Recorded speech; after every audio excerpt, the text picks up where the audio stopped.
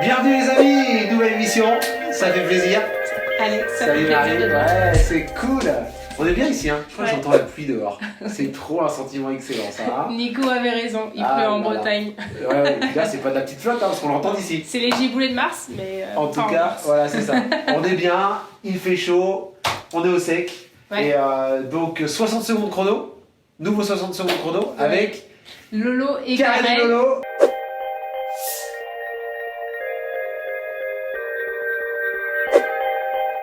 Karen, Lolo, vous êtes prêts pour 60 secondes chrono?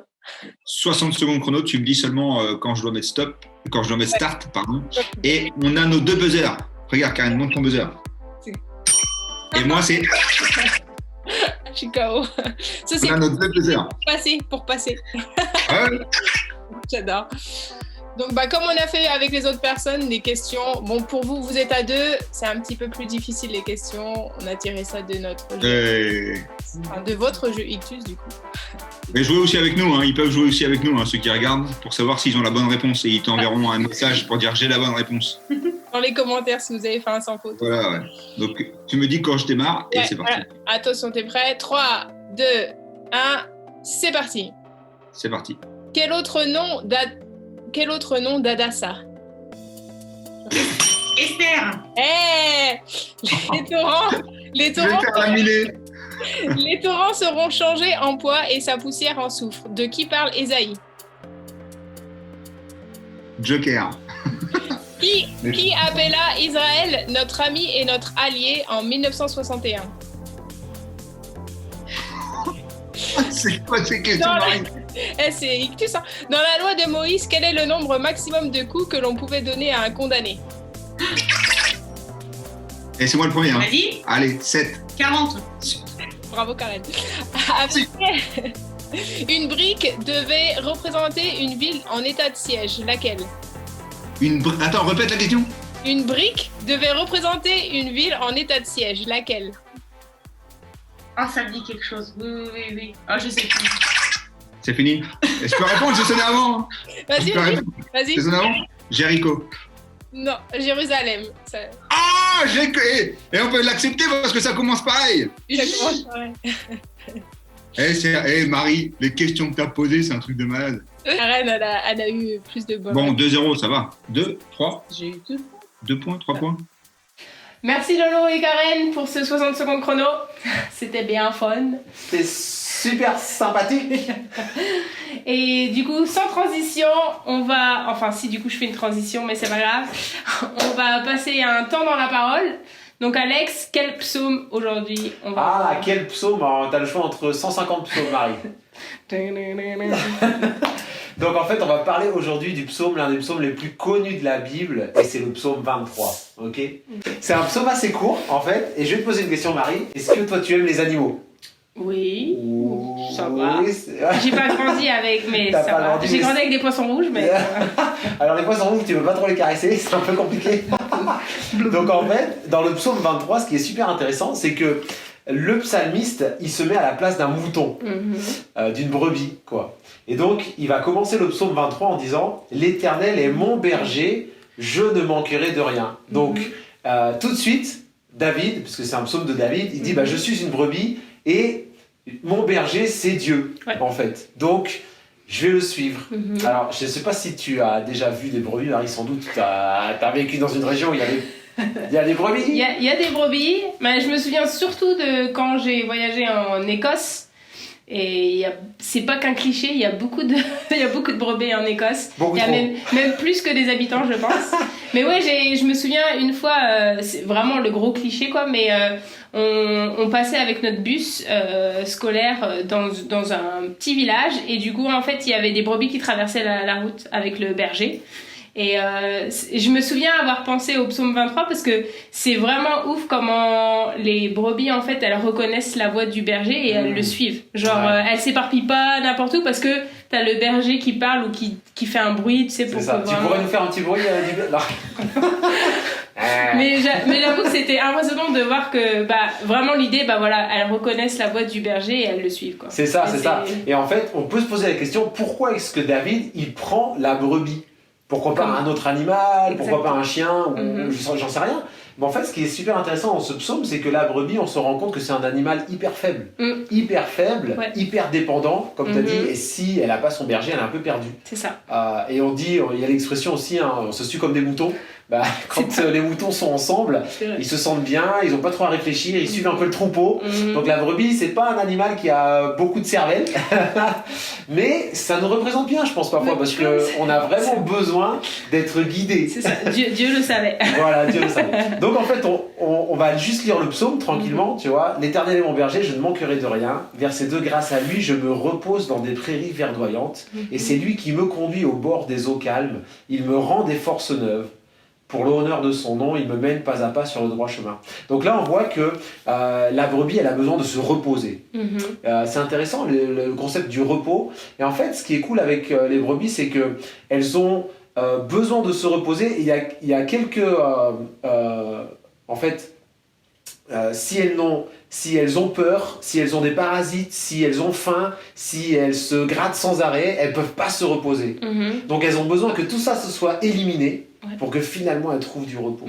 Donc le boulot du berger, c'est de les amener dans cet endroit où il n'y aura pas tout ça. Et tant qu'elles ont le berger à la vue, bah, elles sont rassurées et elles peuvent se reposer. Donc déjà ça m'encourage. Je me dis waouh, c'est intéressant. Alors après, le berger, il va les amener dans des endroits aussi où parfois nous, on n'aime pas trop. Faut être honnête. Quand on parle du verset 4, si je devais traverser la vallée de l'ombre de la mort. L'ombre de la mort, c'est terrible. Et ben, le psalmiste, il dit en tant que brebis, mais je craindrai aucun mal parce que toi, tu es auprès de moi. Donc, Marie, est-ce que tu as déjà eu des situations dans ta vie où tu vois la vallée, toi, tu es là, il y a la vallée, après, tu vois peut-être au-delà de la vallée et tu te dis, si je peux trouver un raccourci, je vais le prendre, quoi. Ouais. Ça t'est arrivé? Ouais, en regardant un peu ces quelques dernières années, en fait, depuis que j'ai commencé le ministère à plein temps, il y a pas mal de choses qui sont passées dans ma famille. Je sais que toi aussi tu l'as vécu, mais du coup j'ai perdu mon père très rapidement. Et en fait, ils ont vu son cancer au mois de septembre et il est décédé au mois de mars. Et en fait, c'était vraiment un moment où j'ai vraiment traversé la vallée de l'ombre de la mort. Mais c'est quand j'ai pris du recul, j'ai vraiment vu la main de Dieu et vraiment cette communauté fraternelle qu'on a entre les chrétiens, le soutien les uns envers les autres. Et en fait, cette période-là, c'était l'une des périodes les plus compliquées de ma vie, mais en même temps, c'est là en fait où j'ai grandi le plus avec le Seigneur et que j'ai grandi aussi dans ma foi. Et ça m'a vraiment confirmé la présence de Dieu dans notre vie, jour après jour. Il est là, et comme un bon berger.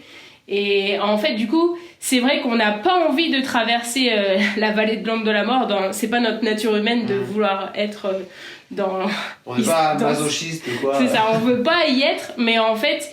Dieu, il le fait pour une bonne raison. Et c'est vraiment pour nous façonner, pour nous fortifier et pour apprendre aussi à dépendre de lui. Comme tu dis que les brebis sont dépendantes, nous aussi, ça nous apprend à être dépendants de Dieu. Ouais, c'est ça. Et du coup, quand on traverse cette vallée, ce que je trouve formidable dans ce psaume qui est vraiment beau, c'est qu'il dit que la houlette et le bâton du berger protège cette petite brebis. Donc quelque part, la brebis s'attend à ce que celui qui va prendre les coups, c'est le berger. C'est pas la brebis. Donc moi, ça m'encourage de ouf de penser que si je traverse une situation, comme tu as dit, la perte d'un proche ou vraiment des situations qui nous apportent beaucoup d'angoisse, qui peuvent nous rendre tristes, c'est normal, eh bien, je peux quand même suivre le berger qui, lui, va se prendre quelque part les coups, qui va me défendre. Et en fait, je trouve que c'est une magnifique image aussi de la croix, parce que finalement, l'endroit où Jésus a pris tous les coups, pour nous, c'était à la croix. Amen. Et c'est énorme. Donc du coup, même dans la vie quotidienne, on peut se dire, si je suis le Seigneur Jésus, c'est lui qui va prendre les coups, c'est pas moi. Et moi, je peux rester derrière lui et je peux m'assurer qu'il va me protéger. Et ça, c'est vraiment chouette. Donc, vraiment un super encouragement. Et on arrive au verset 5, presque la fin là. Pour moi, tu dresses une table aux yeux de mes ennemis, tu oins de parfum ma tête, tu fais déborder ma coupe. Toute ma vie, ta bonté, ton amour m'accompagneront. Je pourrai retourner au temple de l'Éternel tant que je vivrai. Waouh. Alors, j'ai trouvé un petit truc super sympa sur Internet. une étude qui a été faite par rapport à cette idée de oindre de parfum la tête. Tu vois. Pourquoi? Alors, est-ce que toi, tu oins ta tête de parfum le matin, Marie? Non. Dis-le que tu le fais. Je ne fais pas partie de ces gens-là. Donc on n'a pas l'habitude de voir cette image, tu vois, de se verser du parfum. Mais en fait, l'idée du psaume, c'est de l'huile, en fait. Et en fait, à l'origine, quand il y a encore beaucoup de bergers qui font ce métier, mais avant, les bergers, ils prenaient la brebis, et pour protéger la tête de la brebis, parce que la brebis se faisait attaquer par des petits moucherons, des parasites, des choses qui la gênaient, donc la brebis, elle essaie toujours de s'en débarrasser en se tapant la tête contre un arbre ou contre un rocher. Ouais. Et du coup, le boulot du berger, c'est que si il met de l'huile sur la tête de cette brebis, cette brebis, finalement, elle n'est pas gênée par ces parasites. Mais il faut protection, mais il faut qu'elle reste près du berger. Donc encore une fois, il faut qu'elle reconnaisse qu'elle a besoin d'être dans la présence du berger, parce que si elle s'en va toute seule, et parfois, moi, ces parasites, ça me fait penser peut-être aux trucs qui nous saoulent, tu sais, de la vie quotidienne, ou tu sais, les trucs un peu qui nous agacent. Ouais. Et parfois, on a envie de se taper un peu la tête contre le mur. Et le Seigneur, il veut nous dire, mais viens vers moi, viens là, je vais te mettre un petit peu d'huile, ça va aller. C'est ça. Donc, encore une fois, je trouve cette image super belle, quoi. Ouais. Et c'est intéressant, de penser à ça, qu'en fait, tu vois, moi, je lirais juste ce passage-là et je comprendrais pas trop, mais tu vois, de comprendre pourquoi et l'image derrière ça, c'est... Ouais, c'est fort. Voilà. Donc là, on termine le psaume et magnifique, la petite brebis, à la fin, elle dit, j'ai envie de retourner au temple. Donc l'idée de retourner au temple, Marie, c'est toujours de retourner dans la présence de Dieu, en fait. À la fin du psaume, la brebis se rend compte que si elle n'est pas en présence de son berger, elle est très vulnérable, c'est très dangereux, elle va se faire mal et elle va se frustrer. Quoi. Donc en fait, à la fin du psaume, on se dit, j'ai envie de rester avec cette personne qui prend soin de moi, même si je ne comprends pas toutes les décisions que cette personne prend, je vais quand même la suivre parce que j'ai confiance en elle. Et c'est le bon berger. C'est le bon berger. Donc le défi, Marie. Donc, le défi de la semaine avec ce que tu viens de nous partager, Alex, dans ce qu'on a pu voir dans le psaume 23, c'est vraiment, on veut vous encourager, on veut s'encourager aussi nous à sortir de notre zone de confort et à vraiment aller dans cette vallée, et parce que on veut suivre le Seigneur, on sait qu'il est avec nous, on sait qu'il est bon et on sait qu'il veut le meilleur pour nous. Donc même si des fois on comprend pas, de aller sortir de notre zone de confort, c'est le challenge de la semaine. Et c'est juste traverser la vallée. Il faut se souvenir qu'on va pas y rester toute notre vie. C'est vrai. Ça, c'est top. Ouais. C'est un super, un bon défi pour nous. Et sinon, là, on va voir la promesse du jour. J'adore ces petits moments. La promesse du jour, ça c'est génial. Et donc voilà, donc c'est la promesse du jour. Et c'est Ingrid qui fait la promesse du jour.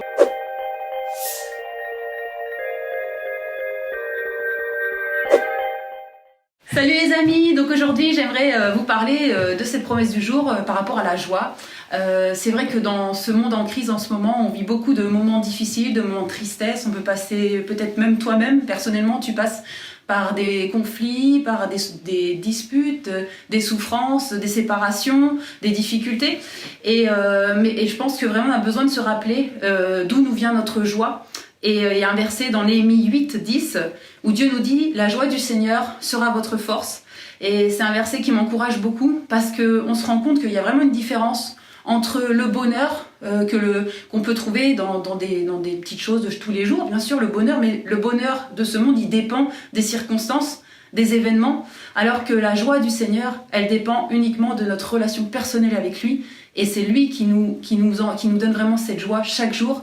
Alors voilà, j'aimerais t'encourager que tu puisses trouver ta joie en Christ, avec tout ce qui se passe. Il n'y a que là qu'on peut la trouver. Donc passe du temps dans la parole et tu pourras retrouver la joie.